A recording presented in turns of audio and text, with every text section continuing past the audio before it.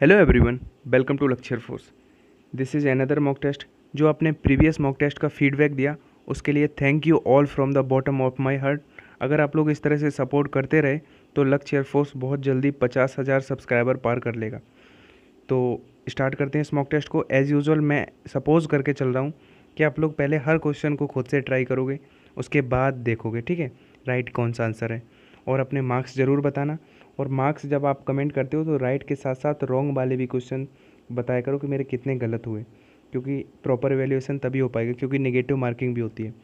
First question है कि television broadcasting के लिए जो फ्रिक्वेंसी का परास होता है वो क्या होता है।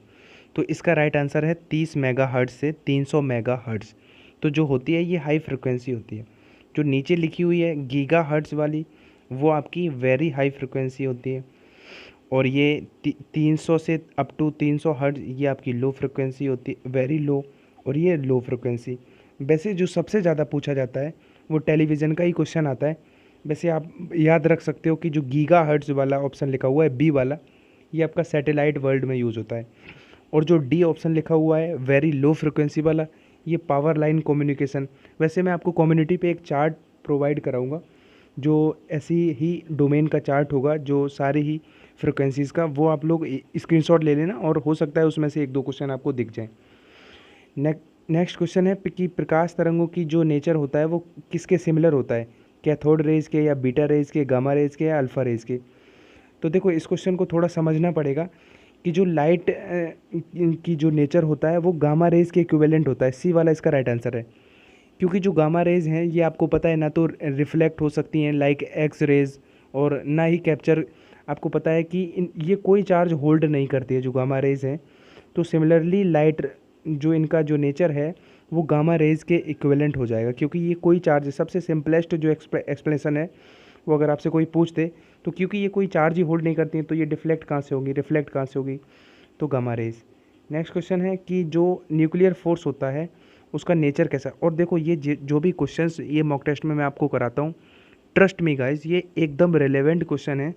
ये क्वेश्चन 100% चांसेस हैं कि आपके अपकमिंग पेपर में देखने को इन्हीं क्वेश्चन से आपको दिखेंगे क्वेश्चन। जो आपके जो फोर्स होते हैं उनका, उनके नेचर से रिलेटेड क्वेश्चन बहुत बार पूछे जाते हैं।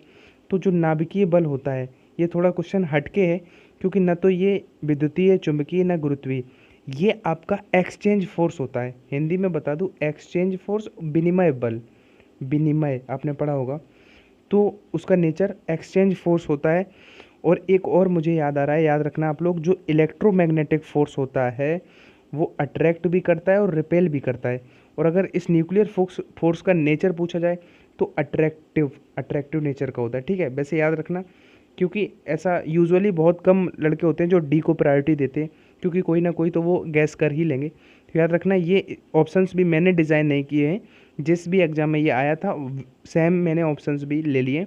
तो इसका आंसर नन ऑफ दीज था, यानी कि ये एक एक्सचेंज फोर्स है इसका नेचर। नेक्स्ट क्वेश्चन है कि जल की सतह पर तेल की पतली परत बिछी हुई, यानी कि बाटर। आपने देखा है कि बाटर पे अगर हम ऑयल डालते हैं तो वो फ्लोट करता रहता है सरफेस टेंशन की वजह से।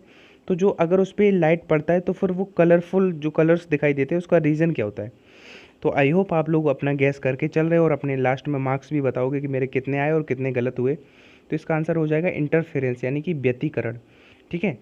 नेक्स्ट क्वेश्चन पे चलते हैं। अब देखो कुछ फैक्ट होते हैं जिसमें कोई एक्सप्लेनेशन की नीड मैं नहीं समझता हूँ है, और आप लोग प्लेलिस्ट में जाके सेपरेट वो चैप्टर्स देख भी सकते हो। तो अगर निर्वात में प्रकाश की वेवलेंथ इतनी है, यदि जल का रिफ्रैक्टिव इंडेक्स 4/3 है, तो इसकी तरंग दैर्घ्य क्या होगी वाटर में। तो देखो ये जो क्वेश्चन है ये नेवी का फेवरेट क्वेश्चन है।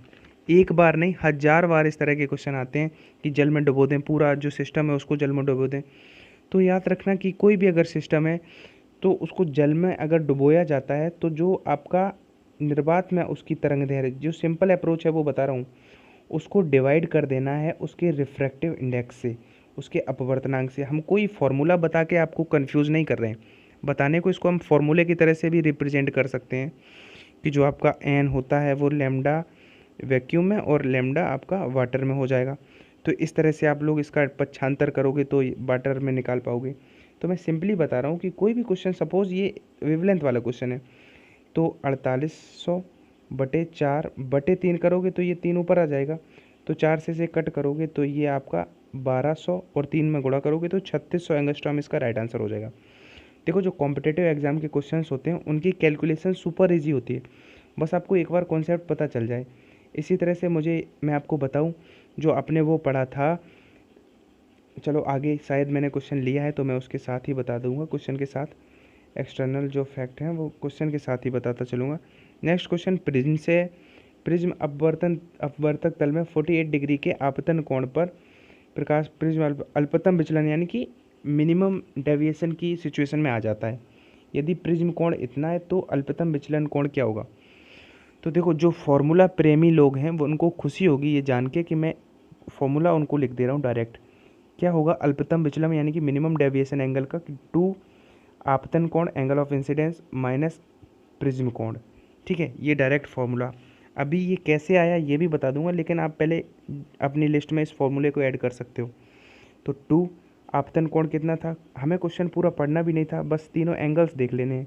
आपतन कोण है 48 माइनस प्रिज्म कोण कितना है 60। देखो अभी मैं इस कैलकुलेशन को करने से पहले बता दूं कि कई बार क्या होता है कि डायरेक्ट वो ये नहीं कहेगा कि प्रिज्म कोण 60 है, वो कह देगा कि एक इक्विलेटरल प्रिज्म है यानी कि एक समबाहु त्रिभुज है का प्रिज्म है। तो फिर ये सपोज करना पड़ेगा कि ये 60, क्योंकि समबाहु त्रिभुज का प्रत्येक ईच एंगल 60 डिग्री का होता है। तो ये बात कई बार नहीं भी दी जाएगी, तब आपको अंडरस्टैंड करनी पड़ेगी। अब देखो इसकी कैलकुलेशन कैसे करें। हमें 48 का 2 में मल्टीप्लाई जल्दी नहीं कर पा रहे हैं, तो आप केवल ये देखो 2 का 8 में जब हम गुणा करेंगे तो 6 आएगा। ठीक है, लास्ट में 6 आएगा, तो जो यूनिट डिजिट है वो 6 होना चाहिए, केवल एक ही ऑप्शन का 6 आ रहा है।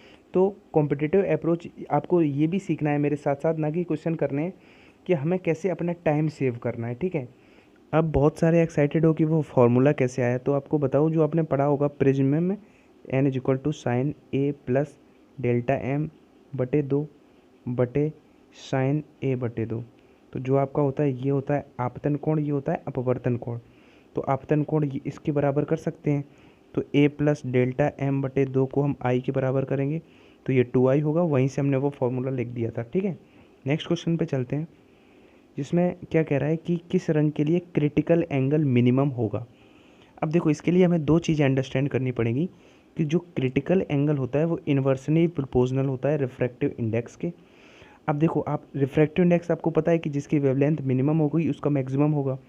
तो यहाँ से हमें थोड़ा सोचना पड़ेगा, क्योंकि वॉयलेट इसका राइट आंसर हो जाएगा, क्योंकि वॉयलेट की जो वेवलेंथ है वो मिनिमम होती है, और वेवलेंथ अगर मिनिमम है तो क्रिटिकल ये मैक्सिमम होगा रिफ्रैक्टिव इंडेक्स, और ये मैक्सिमम होगा तो उसके लिए ये क्रिटिकल एंगल मिनिमम होगा।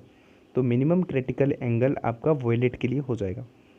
नेक्स्ट क्वेश्चन है कि ऊष्मीय विकिरण है, यानी कि कौन सा इसमें से रेडिएशन हीट है, हीट लाइक हीट। तो इसका आंसर बहुत अच्छा क्वेश्चन है, ये क्वेश्चन पूछा जा चुका है किसी ना किसी एग्ज़ाम में, ये इनफैक्ट ये सारे ही क्वेश्चन आ चुके हैं। तो इसका इंफ्रारेड यानी कि अवरक्त इंफ्रारेड रेडिएशन। अब देखो एक टीचर का काम होता है कि आपको गाइडेंस देना कि आपको कैसे पढ़ना है, क्या पढ़ना है, क्या आपके लिए रिलेवेंट है, क्या इरेलीवेंट है। अब क्या होता है कई बार आप लोगों को भी थोड़ी मेहनत करने की नीड होती है, जैसे कि मैं एग्जांपल के थ्रू आपको बताऊं कि मैंने कोई क्वेश्चन कराया और उसकी एक्सप्लेनेशन मैंने ज़्यादा नहीं दी, उसमें विकिरण है मैंने कह दिया इंफ्रारेड, एक फैक्ट की तरह बता दिया। तो आपको क्या करना है, मैं तभी बोलता हूँ कि पॉज करो, खुद से ट्राई करो। तो उससे क्या बेनिफिट होगा, आपने पॉज किया तो अगर लिखा होगा तो वीडियो के एंड में आप गूगल करो कि why do feel infrared as heat, तो इससे आपको कुछ वहाँ पे मिलेगी एक्सप्लेनेशन, गूगल देगा। तो वो फिर आप एग्ज़ाम के लिए एक योद्धा बन जाओगे, वॉरियर बन जाओगे, अगर ये आपके अंदर हैबिट हैं, इस तरह से अप्रोच आपके अंदर आ गई।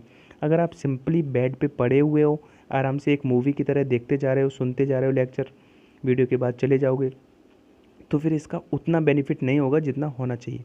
नेक्स्ट क्वेश्चन है 1/μ0 एप्सिलॉन 0 की विमाएँ हैं।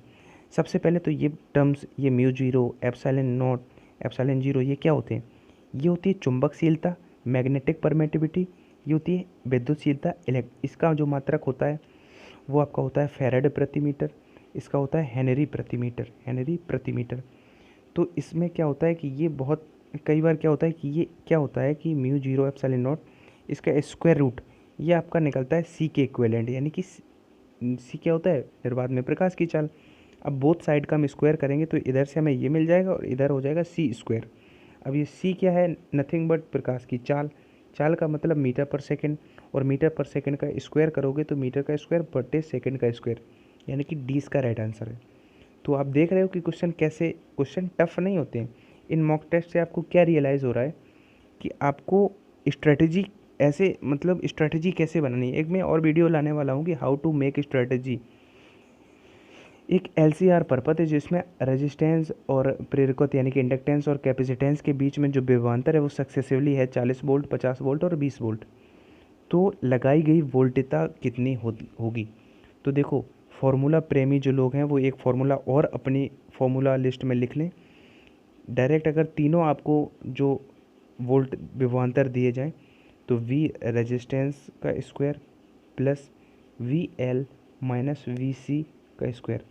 अल्टरनेटिंग करंट में कुछ फार्मूले होते हैं, वो अगर आपको याद हैं तो आप सीधा बहुत जल्दी क्वेश्चन कर पाओगे। जैसे वी आर की वैल्यू है सबसे पहला वाला 40, तो 40 का स्क्वायर प्लस VL। कैलकुलेशन करना भी मैं आपको बताऊंगा। L है 50 और 50 में से 20 घटेगा तो 30 बचेगा, 30 का स्क्वायर। तो अगर यहाँ पे हम 0 को अभी इग्नोर कर दें तो 4 का वर्ग 16, 3 का वर्ग 9, 16 और 9 25, 25 का स्क्वायर रूट लोगे तो 5 आएगा, लेकिन हमने 0 इग्नोर किया था तो 0 लगा दिया, तो 50 इसका राइट आंसर हो गया। तो क्या है कैलकुलेशन, आप अगर 40 का वर्ग करते तो 1600 होता, फिर 900 में जोड़ते तो 2500 होता। तो इससे अच्छा है कि 2500 से अच्छा 25 बना के उसमें एक 0 लगा दो। तो कैलकुलेशन आप पे डिपेंड करता है, कैसे भी करो, बस ये फॉर्मूले आप मैं सपोज कर रहा हूँ कि आप लोग लिख के चल रहे हो। है ग्राम प्रति सेंटीमीटर, यानी कि एक वस्तु का जो डेंसिटी है वो इतना था। जब एक छात्र ने एक्सपेरिमेंट किया तो फिर 8 ग्राम प्रति ज्ञात करता है, तो प्रायोगिक यानी एक्सपेरिमेंटल जो परसेंटेज एरर है वो क्या होगी। तो देखो इस क्वेश्चन में क्या है कि एक फॉर्मूला याद कर लो कि जो परसेंटेज एरर है प्रैक्टिकली वो क्या हो जाएगी कि जो प्रायोगिक मान होगा, इन दोनों का डिफरेंस यानी कि इन वैल्यूज़ का डिफरेंस बटे नीचे आपको रख लेना है जो रियल वैल्यू यानी कि प्रमाणिक जो रियल होगा, यानी कि एक्सपेरिमेंट के बाद एक मिली होगी वैल्यू और एक पहले, तो पहले ऊपर तो इनका डिफरेंस लिखो और नीचे आप जो इनिशियल थी वो लिखो, यानी कि जो प्रमाणिक मान था, और इंटू 100। तो इस तरह से इसका परसेंटेज निकालते हैं। तो वैसे इस क्वेश्चन को अगर आप एग्ज़ाम में आया तो सोचना पड़ रहा है, लेकिन इतना अगर आपको पता है तो आपने सिंपली माइंड में कैलकुलेशन करी कि 2 इसका डिफरेंस है बटे नीचे यहाँ पे 6 आना है, क्योंकि नीचे हम इनिशियल वाला रखेंगे। जो उसने त्रुटि की बात किया है वो नीचे नहीं रखेंगे, जो पहले उसका रियल था यानी कि प्रमाणिक वैल्यू थी, और इंटू 100। 1/3 इंटू 100 करेंगे 33.33 आएगा। देखो ये वैल्यूज़ मैंने पिक की है, बस ये कॉन्सेप्ट मैंने लिया है कि इस कॉन्सेप्ट पे क्वेश्चन आ सकता है, लेकिन आपको जो वैल्यूज़ होगी वो बड़ी पॉइंट हो सकता है, कुछ पॉइंट्स में हो 6.5, यहाँ पे 6.7 हो, क्योंकि इतना बड़ा परसेंटेज एरर होता नहीं है बेसिकली एक्सपेरिमेंट में। लेकिन क्योंकि मुझे ये आपको ये कॉन्सेप्ट डिलीवर करना था कि इस तरह का भी कॉन्सेप्ट होता है परसेंटेज एरर में, इस तरह का क्वेश्चन भी आ सकता है। तो आप लोग अब समझदार हो, आप अपनी नोटबुक में किसी भी तरह से इसे लिख सकते हो कि ऐसा क्वेश्चन आए तो कैसे अप्रोच करना है। नेक्स्ट क्वेश्चन है कि एक गेंद जब 12 मीटर ऊंचे भवन की छत से ऊपर फेंकी जाती है। तो देखो इसको मैं फिगर बना के समझाने की कोशिश करूँ कि ये छत है, ठीक है, 12 मीटर। यहाँ से हमने बॉल थ्रो की, ऐसे ऊपर गई फिर नीचे आ गई, तो वो कह रहा है कि 20 मीटर और ऊपर गई थी, यानी कि ये 20 मीटर और ऊपर जाके फिर वो आना शुरू हुई, तो नीचे गिरती है तो डिस्प्लेसमेंट क्या होता है। देखो हर बार ये आदत मत डाल लो कि इस तरह का क्वेश्चन आया तो हम न्यूटन का कोई फॉर्मूला ज़रूर लगाएंगे उन 3 में से। तो कई बार क्या होता है बेसिक अंडरस्टैंडिंग भी आपका आंसर दे देती है। आपको पता केवल क्वेश्चन ये पढ़ना था कि डिस्प्लेसमेंट पूछा है।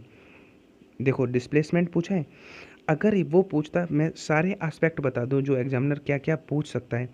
वो सबसे पहले तो ये पूछ सकता था कि उसने कितनी दूरी तय की गेंद ने, तो गेंद ने कितनी दूरी तय की, तो यहाँ से अगर देखें तो 20, और ये नीचे आएगा तो यानी कि 20 और 10 30 और 2 32, यानी कि और इधर वाला तो 52 हो जाएगा। लेकिन इसका आंसर 52 नहीं है, क्योंकि वो कह रहा है कि विस्थापन होता है फाइनल माइनस इनिशियल, तो फाइनली वो यहाँ पे आ गई और इनिशियली वो यहीं थी, तो विस्थापन आपका 12 का 12 ही रहा। आप कंफ्यूज मत होना, इसका आंसर बी होगा। और ऐसे ही क्वेश्चन आते हैं ट्रस्ट में जो लॉजिकल होते हैं। आपसे विस्थापन पूछा है, विस्थापन का कॉन्सेप्ट, जैसे कि आपसे पूछता है एक सर्कुलर पथ है, एक सेमी सर्कुलर है, तो यहाँ से यहाँ जाने में विस्थापन कितना होगा, ये रेडियस आर होती है, ये रेडियस आर होती है। कई बार पूरा सर्कल अगर पूरा करेगा तो कितना होगा, तो 0 होता है, क्योंकि फाइनल्स यहाँ से चला और यहीं पे फिर आ गया। तो फाइनल और इनिशियल के तो विस्थापन का आपको ज्ञान है कि नहीं, केवल ये क्वेश्चन ये चेक कर रहा था, ना कि आप न्यूटन के फॉर्मूले लगाने लग जाओ हर बार। नेक्स्ट क्वेश्चन है, और मैं मान के चल रहा हूँ कि आप लोग खुद से ट्राई ज़रूर कर रहे होंगे और अभी तक आपका स्कोर बहुत अच्छा होगा, और आप लोग बेसब्री से आपको इंतज़ार होगा कि मैं कब कमेंट करूं कि मेरे इतने सही हुए और इतने गलत हुए, और आपसे ज़्यादा एक्साइटेड मैं रहता हूं आपके फीडबैक के लिए। नेक्स्ट क्वेश्चन है, दो विभिन्न प्रोजेक्टाइल एंगल्स हैं, उन पे एक वस्तु का रेंज इक्वल आता है, दोनों एंगल्स पे फेंका जाता है तो रेंज इक्वल आता है, तो कौन सा रिलेशन सही है। अब देखो एग्ज़ाम में ये क्वेश्चन आएगा तो आपको नीड नहीं है कि आप इसको करने लग जाओ, क्योंकि ये एक ऐसा फैक्ट है प्रोजेक्टाइल मोशन का कि ये आपको लर्न होना चाहिए। R=4H1H2, आपको रेंज का भी फॉर्मूला पता है, H का भी फॉर्मूला पता है, H2 का भी पता है, आप दोनों रख के देख लो। अब एंगल के लिए क्या रखना, मैं आपको कैलकुलेशन जो आप करोगे अगर अपने करना चाहो अपने ओन पे, तो एक थीटा रखोगे। अब दोनों की रेंज इक्वल है तो एक 90 माइनस थीटा पे रेंज इक्वल आती है, एक 90 माइनस थीटा रखना जो कॉस बना देगा। तो H1H के सबके फॉर्मूले रख के देख लो, आपको ये सेटिस्फाइड कर जाएगा। फिलहाल आपको ये फैक्ट याद रखना है कि डी वाला रिजल्ट इसका सही है, 4H1H2, ठीक है। नेक्स्ट क्वेश्चन है, आई थिंक ये विजिबल नहीं है लेकिन फिर भी मैं पढ़ दे रहा हूँ कि 10 किलोग्राम द्रव्यमान का तथा 1 मीटर व्यास का एक गोला था, किसी चिकने क्षैतिज तल पर नियत वेग 5 मीटर पर सेकंड से बिना फिसले लुढ़क रहा है, तो इसकी कुल गतिज ऊर्जा क्या होगी। कई बार क्या होता है कि बच्चे को ये लगता है कि गतिज ऊर्जा हमेशा हाफ mv² रहती है, तो वो हाफ mv² से जाएगा, और कोई अगर इत्तेफाक से ऑप्शन भी मिल गया उसको तो वो अपने आप को बहुत होशियार समझेगा। लेकिन क्या होता है कि बिना फिसले लुढ़कने वाले केसेस में आपकी रोटेशनरी भी वर्क करती है, यानी कि के आपकी लीनियर और के रोटेशनरी दोनों वर्क करेंगी। फिलहाल इसको मैं पहले वो अप्रोच बताऊं, एग्जाम में आपको सिर्फ इतना लिखना था कि जो काइनेटिक एनर्जी होगी वो 7/10 mv², यानी कि 7/10। मास कितना था, 10 किलोग्राम। v², वेलोसिटी 5 था, 25, 5 का वर्ग 25, 10 से 10 कट गया, 25 सत्ते 175 इसका राइट आंसर था। बस अब ये कैसे आया, पहले तो आपको ये याद होना चाहिए कि आपका अगर क्या है गोला है, स्फीयर है, तो 7/10 mv²। अब आप लोग कर लेना कैलकुलेशन कैसे, कि रोटेशनरी आपकी होगी हाफ आई ओमेगा स्क्वायर और वो होगी हाफ mv²। अब आई की वैल्यू उसके लिए होती है 2/5 mr², और ओमेगा होता है v/r। कैलकुलेट करोगे तो 7/10 आपको मिलेगा। मैं सजेस्ट करूँगा कि आप ये याद कर लो, क्योंकि अगर आपको ये याद है तो आपको यही औरों से अलग करती है, यही आपको टॉपर बनाती हैं चीज़ें, कि जो आपको चीज़ें आपको पीछे का कॉन्सेप्ट पता होना चाहिए कि ये कैसे आया, लेकिन अगर आपको याद है तो आप अपने आप में बहुत कॉन्फिडेंस फील करोगे, और जब एग्ज़ाम हॉल में होगे और इस तरह से जब आपसे 1-2 क्वेश्चन बनेंगे तो मैथ में आपका ऑटोमेटिकली रिजल्ट अच्छा हो जाएगा, ना आने वाले क्वेश्चन भी आप कर पाओगे, आपका कॉन्फिडेंस पीक पे होगा। तो इसलिए मैं कहता रहता हूँ फॉर्मूले याद करना बहुत ज़रूरी है। और फिज़िक्स के अभी तक जितने भी मैंने फॉर्मूले नोट्स बनाए हैं या नोट्स बनाए थे जो आप लोगों को वेरियस वीडियोज़ में दिए हैं, उन सभी फार्मूलों का कंपाइलेशन मैं आपको बहुत जल्दी प्रेजेंट कर दूंगा, ठीक है। 2 ग्रहों की त्रिज्याएं 1 और 2 के अनुपात में हैं, इनकी सतहों पर सरफेस पर जो ग्रेविटेशनल जो एक्सेलरेशन है उनका रेशियो बताना है, जब ये स्पेशल कंडीशन दी गई है जब उनके पदार्थ समान हो दोनों के। तो वैसे क्या होता है कि ग्रेविटेशनल एक्सेलरेशन का फॉर्मूला होता है gm/r²।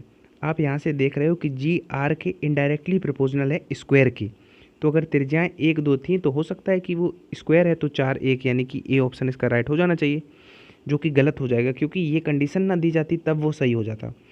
क्योंकि इसमें हमें क्या है कि दोनों के पदार्थ समान है, यानी कि मास को हटा के हमें यहाँ पे मास का फॉर्मूला लगा के हमें डेंसिटी वो लाना है, क्या उसका पदार्थ घनत्व तो लाना है। तो अब फॉर्मूला क्या हो जाएगा, g=g/r² हमने लिख लिया। अब m की जगह पे हम लिख ले रहे हैं 4/3 वॉल्यूम और इंटू रो। अब क्या है कि पदार्थ समान हो, अब ये देखो r³ से r² कट के यहाँ केवल एक r बचेगा, यानी कि इस केस में जब दोनों के पदार्थ समान हों तो g डायरेक्टली प्रोपोर्शनल होता है r के। और गाइज ये क्वेश्चन आ चुका है, तो इसका आंसर 1, 2 था, तो इसका आंसर क्या हो जाएगा 1, 2 ही रहेगा, ठीक है। अगर यहाँ पे कहता दोनों के द्रव्यमान समान है तब अनडाउटेडली ए ऑप्शन हो जाता। तो 2 एस्पेक्ट हैं इस क्वेश्चन के, दोनों ही पूछे जा सकते हैं, तो ये शायद नीट के पेपर में आ चुका है क्वेश्चन। तो एयरफोर्स क्या करता है, मैं देख रहा हूँ 2-3 साल से जो बिगर एग्जाम्स होते हैं उनके बेसिक क्वेश्चन उठाता है। किसी तार पर 450 किलोग्राम भार लटकाने पर तार टूट जाता है। अब की बार क्या किया गया है, उसका डायमीटर डबल कर दें तो अब कितना उस पर भार लगाना पड़ेगा जिससे वो टूट जाए। बहुत अच्छा क्वेश्चन है। इस क्वेश्चन को करने से पहले एक चीज़ बता दूं कि 1 किलोग्राम बराबर होता है, 1 किलोग्राम भार बराबर होता है 9.8 न्यूटन। इसकी यहाँ कोई नीड नहीं है, बस आपको बता दिया। तो जो आपको भाज्य बल होता है वो डायरेक्टली प्रोपोर्शनल होता है आर स्क्वायर के। तो तार की त्रिज्या के वर्ग के डायरेक्टली प्रोपोर्शनल होता है, बस इतना पता है। तो अब देखो without using pen and paper कैसे करना है वो मैं आपको बताऊं कि अभी की बार क्या किया है कि व्यास 2 गुना किया गया है, तो मतलब त्रिज्या भी 2 गुनी की गई है और उसके डायरेक्टली प्रोपोर्शनल है स्क्वायर के। तो 2 गुनी का मतलब स्क्वायर करेंगे तो 4 गुनी। तो अब सिंपल सा फंडा है कि इसका 4 गुना कर दो, वही आंसर होगा। 450 का 4 गुना 1800, तो 20 का राइट आंसर है।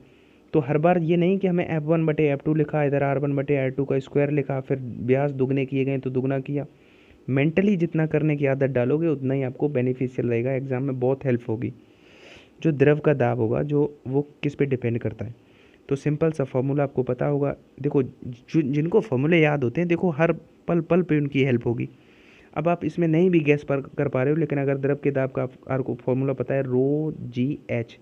अब देखो जी पे भी डिपेंड कर रहा है, यानी कि जी पे भी, घनत्व पे भी, गहराई पे भी कर रहा है, तो ऑल ऑफ दी अबव हो जाएगा, यानी कि तीनों पे डिपेंड करता है। नेक्स्ट क्वेश्चन है कि उस गैस में ध्वनि की चाल क्या होगी जिसमें क्रमशः 1 मीटर और 1.01 मीटर तरंग दैर्घ्य की दो तरंगें 1 सेकंड में 4 विस्पंद यानी कि 4 बीट्स करती हैं प्रति सेकंड। तो देखो बीट्स क्या होते हैं कि n1 यानी कि n1 माइनस n2 बराबर 4 है, उनका डिफरेंस जो होता है फ्रिक्वेंसीज का, वही तो बीट्स होते हैं। अब n क्या होता है, n होता है v/λ। तो v/ इसकी वेवलेंथ कितनी है 1 माइनस v/ इसकी वेवलेंथ कितनी है 1.01 इज इक्वल टू 4। अब इसको हमें कैलकुलेट करना है, v कॉमन ले लेना, फिर क्रॉस मल्टीप्लाई करना, तो आपका 404 आ जाएगा। अब ये कैलकुलेशन भी आपको करना मैं सिखा सकता हूँ, लेकिन फ़िलहाल मैं इस मोबाइल की स्क्रीन पे, अब देखो मैं आपको बताऊँ, v आप जब कॉमन लोगे तो क्रॉस मल्टीप्लाई करोगे तो ऊपर होगा 1.01 माइनस 1, बट नीचे हो जाएगा 1.01 गुणा 1, उधर आपका 4 रहेगा। तो आपका ये इधर इसका गुणा करना है, इधर भाग लगाना, तो 101 और इससे बटे 0 जाएगा तो 404, यानी कि आप इसको कैलकुलेट कर लेना 404 मीटर पर सेकंड। ये क्वेश्चन बहुत अच्छा है, बहुत सारे मॉक टेस्ट में आपको मिलेगा ये क्वेश्चन देखने को। तो इसको कैसे करना है ये मैंने आपको बता दिया। बीट्स क्या होते हैं, उनकी फ्रिक्वेंसी का डिफरेंस, और फ्रिक्वेंसी का सिंपल फार्मूला लगा दिया, कैलकुलेशन। वैसे उसमें कैलकुलेशन ज़्यादा थी और कॉन्सेप्ट छोटा सा ही था। ड्रिफ्ट वेलोसिटी यानी कि अनुगमन वेग वैद्युत क्षेत्र ई पर किस तरह से, यानी कि ओम का नियम का पालन करता है। तो जो ड्रिफ्ट वेलोसिटी होती है वीडी, वो डायरेक्टली प्रोपोर्शनल होती है इलेक्ट्रिक फील्ड के, याद रखना, ठीक है। अभी तक आपका स्कोर आई होप अच्छा होगा। नेक्स्ट क्वेश्चन है कि एक कुंडली का स्वप्रेरकत्व 10 हेनरी है। यदि इसमें 120 वोल्ट प्रेरित विद्युत वाहक बल उत्पन्न हो तो कुंडली में धारा परिवर्तन की दर क्या होगी, यानी कि चेंज इन करंट क्या होगा कुंडली में। देखो आप लोग एक चीज़ नोटिस कर रहे हो कि इसमें न्यूमेरिकल का वेटेज थोड़ा ज़्यादा है, तो उसका भी रीज़न अभी मैं आपको प्रॉपर रीज़न बताऊंगा।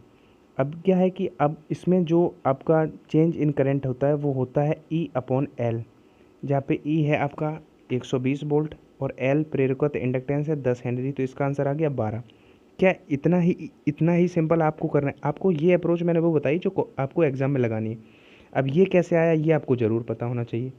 ये आपका कैसे आया, क्योंकि आपको पता है कि L क्या होता है, माइनस का E/DI/dt। ये फॉर्मूला आपको पता था, तो उसी से ये निकल के आ गया था, ये इधर ले गए थे, तो E/L। आपको कुछ ऐसी बातें डायरेक्ट पता होनी चाहिए। जैसे इसको मैंने शायद आगे बता भी दिया था, हेनरी प्रति मीटर किसका होता है, चुंबकशीलता का। स्वप्रेरकत्व का केवल हेनरी होता है, ठीक है, और डाइलेक्ट्रिक का कोई मात्रक नहीं होता है क्योंकि वो कांस्टेंट होता है। नेक्स्ट क्वेश्चन है, एक विद्युत चुम्बकीय स्पेक्ट्रम की सबसे कम और सबसे अधिक फ्रिक्वेंसी वाली तरंगें हैं। तो देखो कई बार सरल चीज़ें भी आपको आते हुए भी गलत कर देते हो, क्योंकि जल्दबाजी में। इस क्वेश्चन को जल्दबाजी में नहीं करना है। देखो एक बार मैं फिर लिख दूँ, बहुत बार बता चुका हूँ, Reliance mobile is very useful for XY, ठीक है। Reliance mobile is very useful for XY।